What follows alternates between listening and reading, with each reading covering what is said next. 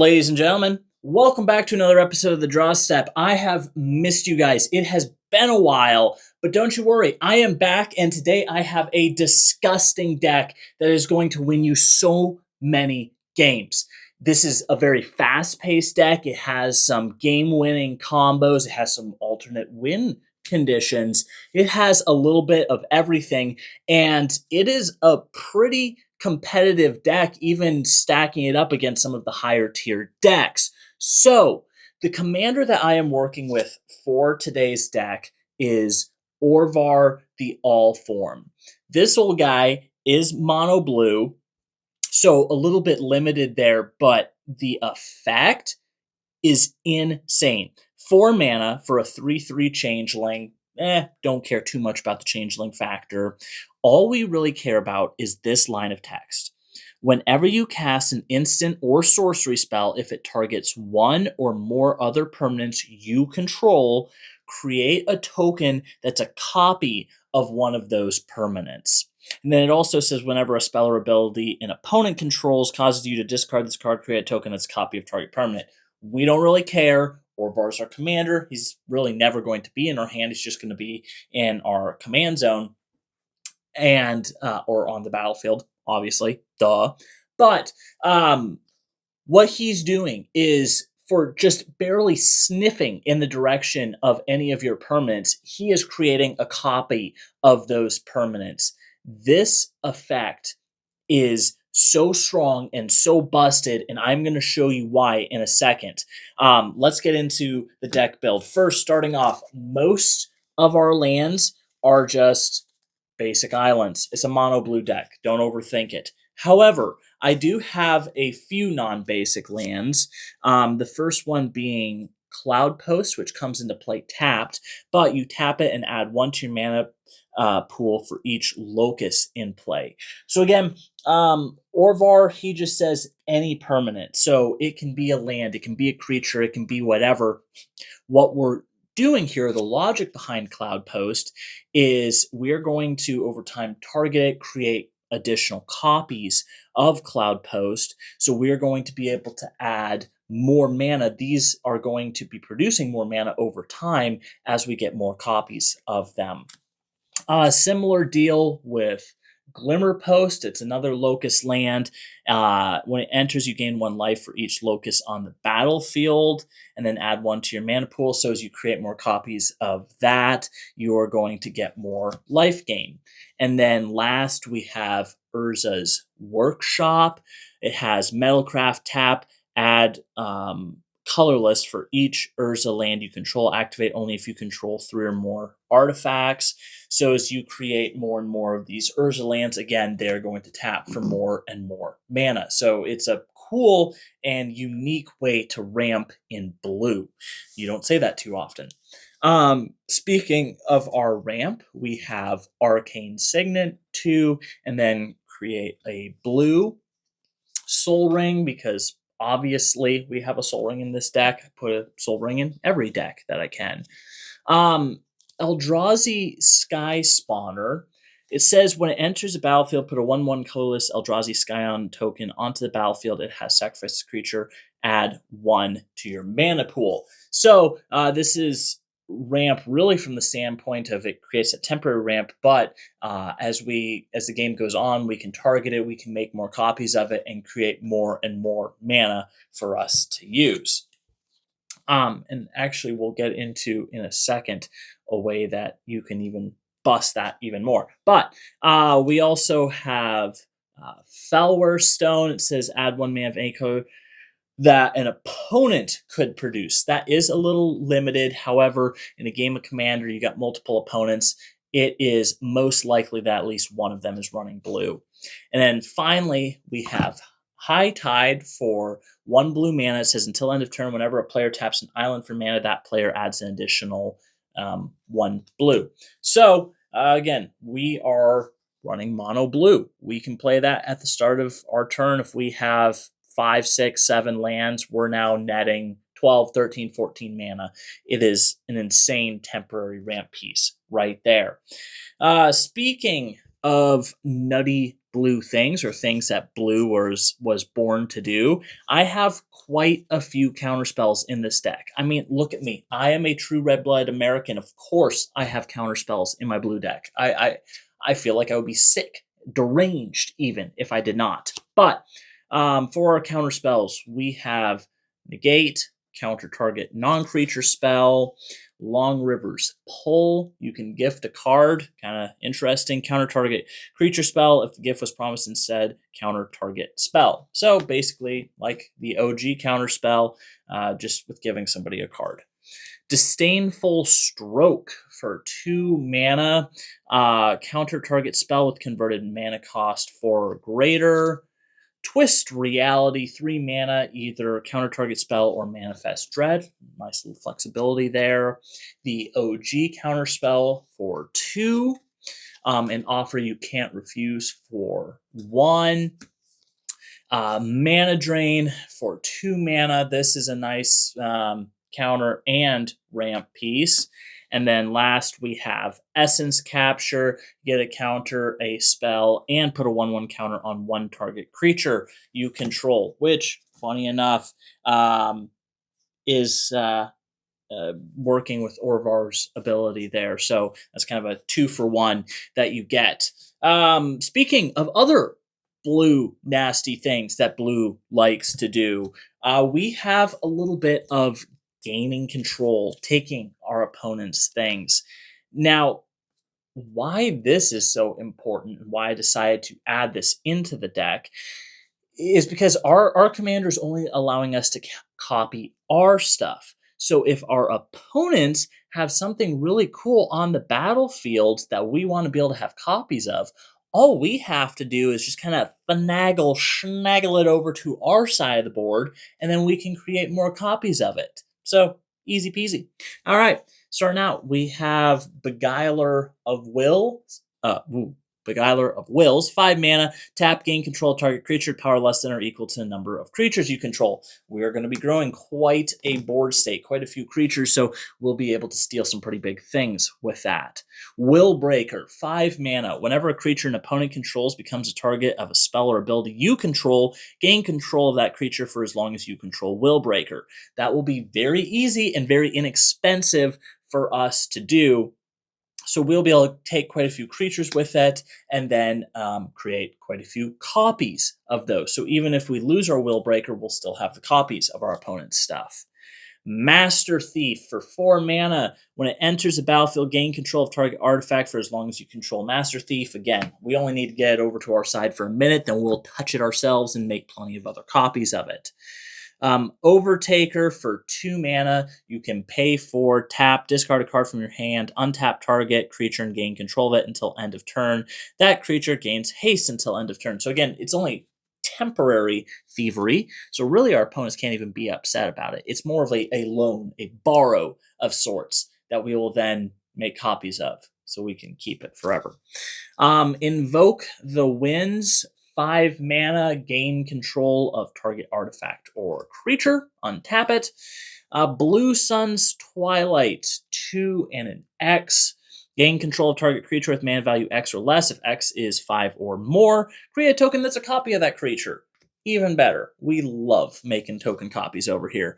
Mind Flayer, 5 mana. When it enters the battlefield, gain control of target creature for as long as you control Mind Flayer. So those are, again, multiple ways of getting our opponent's stuff to our side so that we will be able to get ultimate value from both our things and their things. That's a win-win. All right, speaking of valuable pieces to this deck, we have a couple different little includes in this deck. They're not part of the main strategy, but help keep things running smoothly and give us extra benefit throughout the game. First, we have Sphinx's Bone Wand for 7 mana, but it says whenever you cast an instant or sorcery spell, you may put a charge counter on Sphinx Bone Wand. If you do, it deals damage equal to the number of charge counters on it to target creature or player. That can become very deadly very quickly, and honestly can kind of combo into one of our alternate wincons, so we will circle back to this card in a minute. Helm of the Host, a classic card, great with really anything that's making tokens. Well, Great in a lot of decks, but especially in a deck like this, it has quite a bit of value. Get more and more triggers of our Orvar. Next we have Merchant Scroll, which is a nice little tutor for us to go get another instant or sorcery if there's something in particular that we need. As Foretold, an enchantment here, it says at the beginning of your upkeep, put a time counter on As Foretold, and once each turn you may cast, basically you can cast a spell for free based upon the number of Foretold counters on it. We have one Planeswalker in our deck, Teferi Temporal Pilgrim. Whenever you draw a card, put a loyalty counter on Teferi, and then you can either do 0 to draw a card, which is nice, keep our hand stacked, because a lot of our instants and sorceries are very cheap to play, so we want to be able to keep drawing cards so we can keep moving through our strategy. -2, create a 2/2 blue spirit creature token with vigilance, and whenever you draw a card, put a 1/1 counter on this creature. That's pretty nice. It's going to create a slowly growing creature, because again, we will be drawing quite a few cards. And then -12, target opponent chooses a permanent they control and returns it to their hand. Then they shuffle each non-land permanent they control into their library. So that's basically a one-sided board wipe. Just absolutely shut down one of your opponents with that. And then going back to what we were talking about, the card draw and how important that is, we have the One Ring. Indestructible. When it enters the battlefield, you gain, if you cast it, you gain protection from everything until your next turn. Beginning of your upkeep, you lose 1 life for each burden counter on the One Ring. Tap, put a burden counter on the One Ring, then draw a card for each burden counter on it. So that has a lot working for it. It's why it's one of the most push cards and chase cards from the Lord of the Rings set. It is worth the money. It's giving you that protection. It's giving you the card draw from it. And we have ways of blinking it, returning it to our hand, or making additional copies of it, so that life that you lose from the burden counters are not nearly as bad, or we can get around it and get more value with that card draw. All right, next we'll kind of run through our the bulk of this deck, the cards that we're going to be using to target our creatures and things to make copies of them. First, Slip Out the Back, 1 mana, put a 1/1 counter on target creature, it phases out. An Essence Flux, again, most of these are all 1 mana, but exile target creature you control, return to the battlefield under its owner's control. If it's spirit, put a 1/1 counter on it. Behind the Mask, 1 mana, target artifact or creature becomes an artifact creature with base power and toughness 4/3. Again, all that matters is that we are touching something, and this is nice because it's giving you the flexibility to choose either artifact or creature. 1 mana, Thought Scour, mill 2 cards, and then draw a card. Metamorphic Blast, it has Spree, so you got some flexibility. You can either, until end of turn, target creature becomes a white rabbit with base power and toughness 0/1, or target player draws 2 cards, or you could do both if you're feeling ambitious. Turnabout for 4 mana. Choose artifact, creature, or land. Tap all untap permanents of the chosen type target player controls, or untap all tap permanents of the type that player controls. So again, this is a way that is giving you that flexibility, like we talked about earlier with like those Urza lands or the Locust lands. You can use this to tap them, create copies of them, and produce more. Maximize Altitude, 1 mana to give target creature +1/+1 and flying until end of turn, kind of nice. Dazzling Lights, 1 mana, target creature gets -3/-0 until end of turn, and you get to surveil 2. So again, all of these things, I just want to be very clear with what we're doing here. We are spending minimal mana. Every time you hear that 1 mana do whatever to target creature, that doesn't matter. All that matters is that for 1 mana, you are getting an additional copy of whatever it is that you are touching right now. Bite Down, 1 mana, target creature you control gets +0/+3 and gains hexproof until end of turn. Hidden Strings, 2 mana, you may tap or untap target permanent, then you may tap or untap another target permanent, but even better, it has Cipher, so every time when you may exile it, whenever this creature deals combat damage to a player, its controller may cast a copy of the encoded card without paying its mana cost. So a repeated way to keep getting that effect. Take the Fall, 1 mana, target creature gets -1 -1/-0, and you get to replace it by drawing a card. That's nice. Spearant's Ascent, 1 mana, until end of turn, target creature gets +1/+3, flying, and toxic 1. Cool. You're making something better, and you could swing in and get some toxic on the board. Zalfrin Shapecraft, 2 mana, target creature has base power and toughness 4/3 until end of turn, draw a card. It's nice that it replaces itself. Enter the Enigma, target creature can't be blocked and draws a card. Again, replacing itself. That's nice. Deceive the Messenger, 1 mana, target creature gets -3/-0 until end of turn, and you amass Orcs 1.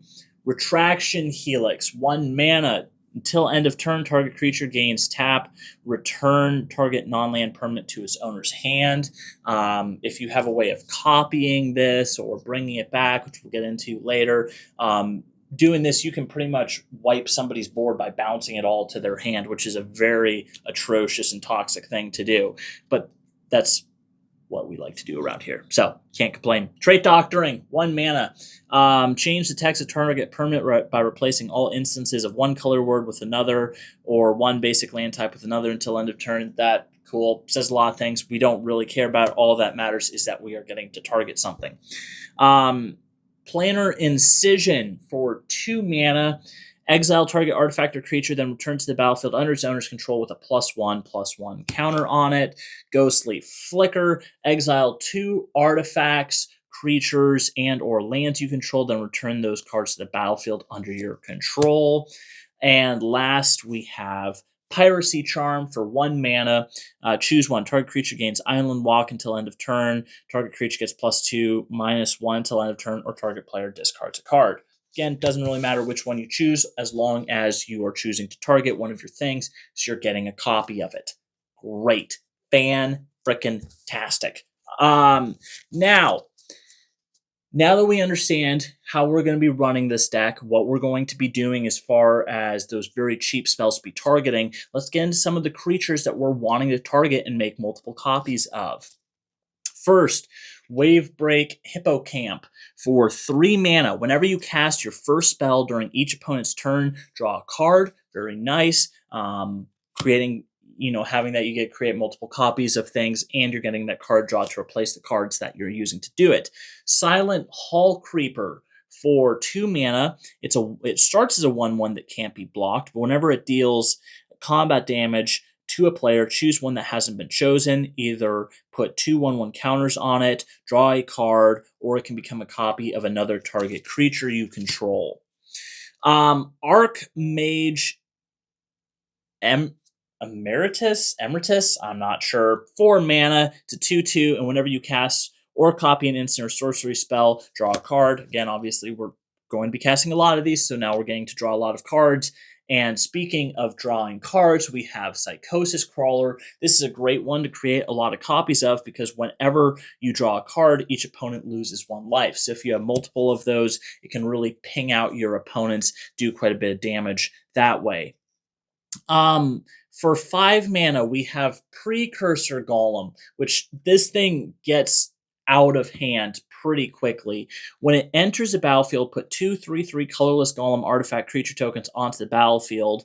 And whenever a player casts an instant or sorcery spell that targets only a single golem, that player copies that spell for each other golem that spell would target. Each copy targets a different one of those golems. Okay, let's break it down. What's happening? So, with Orvar the All-Form, whenever you cast an instant or sorcery spell, if it targets one or more other permanents you control, create a token that's copy. Cool, got it, love it.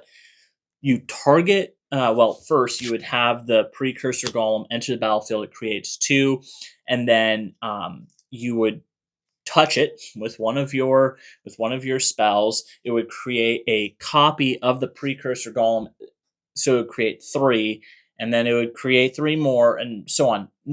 You would have to hit it each time. It's not creating infinite golems, but it is creating progressively more and more and more because it's targeting every single golem that you have on the battlefield. So every time you touch the first one, it's going to be creating 3 more, right? I feel like that didn't make sense, but break down the card. It makes sense, I promise. Master of Waves, similar to wanting to create multiple copies of this. It's a 2/1 that has protection from red. Elemental creatures you control get +1/+1. And when Master of Waves enters the battlefield, create a number of 1/0 blue elemental creature tokens equal to your devotion to blue. You're in a mono blue deck. You're going to have a pretty high devotion to blue. As you create more copies of these, you're going to get a larger and larger army that is also exponentially buffed higher and higher by the more Master of Waves that you have on the battlefield. Next, for just absurd reasons, we have Kozilek, Butcher of Truth. It is a 12/12 with Annihilator 4, and when you cast the spell, you get to draw 4 cards. If it's put into your graveyard from anywhere, shuffle the graveyard into the library.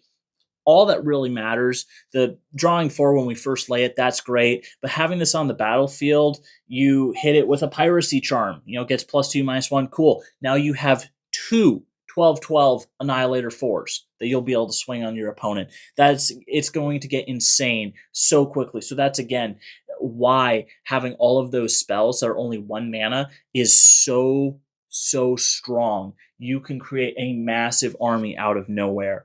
Peregrine Drake for 5 mana. It's a 2/3 of flying, but when it enters the battlefield, untap up to 5 lands. So this can net you basically infinite mana, especially once you have 5 or more lands on the battlefield. You get Peregrine Drake out. You pay one of your Piracy Charm or one of your cheap things for 1 mana. Untap 5 lands, use that 5 mana for whatever, and then keep doing that. Keep untapping all of your lands, infinite mana. What's not to love? Murmuring Mystic for 4 mana. It says whenever you cast an instant or sorcery spell, create a 1/1 bluebird creature token with flying. So now we're building up an army just for casting our spells and doing the things we were wanting to do. Geyser Drake. As long as it's not your turn spells you cast, cost 1 less to cast. That's nice, making things cheaper.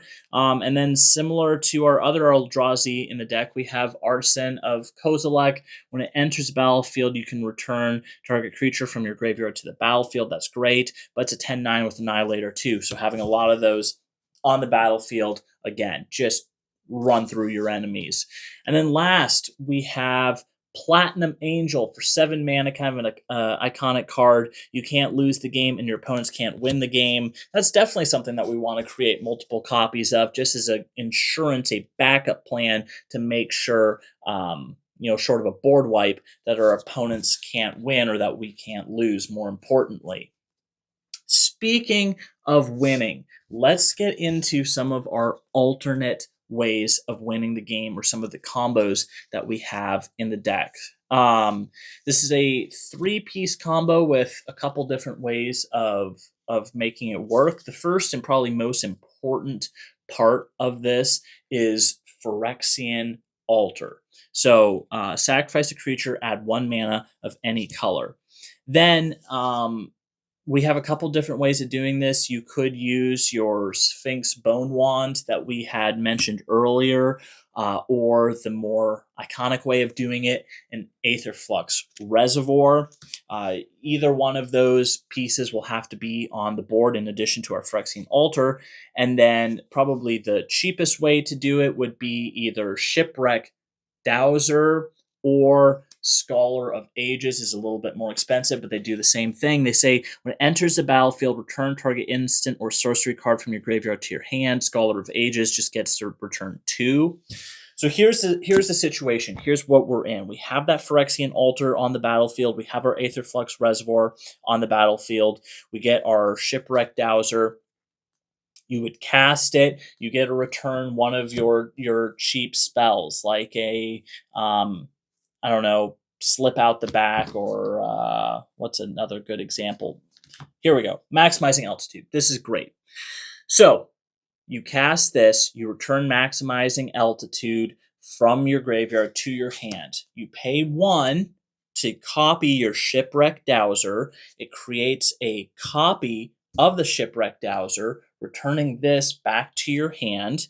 You sacrifice that copy of Shipwreck Dowser that you just made to the Phyrexian altar, which adds 1 mana of any color to your hand, which will allow you to lay maximizing altitude again and complete this over and over and over again until you've either cast enough instant and sorceries to take someone out with the Sphinx Bone Wand damage, or until you have a high enough storm counter that you can pay the 50 life to take somebody out with the Aetherflux Reservoir.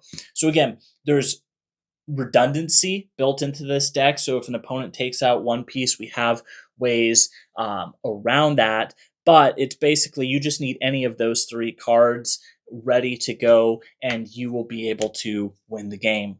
Absolutely love that. Another alternate win con we have is Trichodecaphile, however you pronounce that. You have no maximum hand size in the beginning of your upkeep. If you have exactly 13 cards in your hand, you win the game. There's a lot of card draw in this deck, as we have gone over, so that can be a fun, different out-of-the-box way to win the game. And the final card we have in the deck and final alternate win con is Mechanized Production.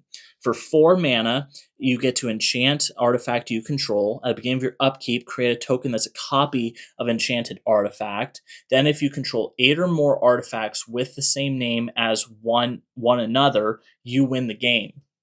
So this would normally be a very, very slow alternate win con. It would take forever to keep creating copies of that artifact. But with this, we have so many ways where we could do it in 1 turn. We could get this down on an artifact and start making more and more copies of it, so that let's see, then if you control, so it's not even at the end of your turn or at the start of your turn. No, it's just as soon as you have 8 copies of that artifact, then you win the game. So you can do this on 1 turn. If your opponents don't have a response prepared, like a destruction or a counterspell, they're cooked. GG's.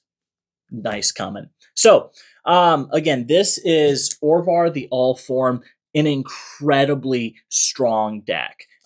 You have so many different ways to create either, win with combat damage with all of your copies of nasty cards, win with, some of your combos or alternate win cons. There's a lot of different ways to go with this, a lot of flexibility, but either way you take it, this is a incredibly powerful, fast-paced deck. I really enjoy building it and playing it, and I think that you are too, but let me know in the comments below, is there any tweaks that you would make or changes you would make to this deck? That being said, every Friday we drop brand new, toxic, powerful deck builds. So make sure that you subscribe, ring the bell notification. You don't want to miss any of these. There's going to be another video on screen right now. You're going to want to check that out, and I'll see y'all next time.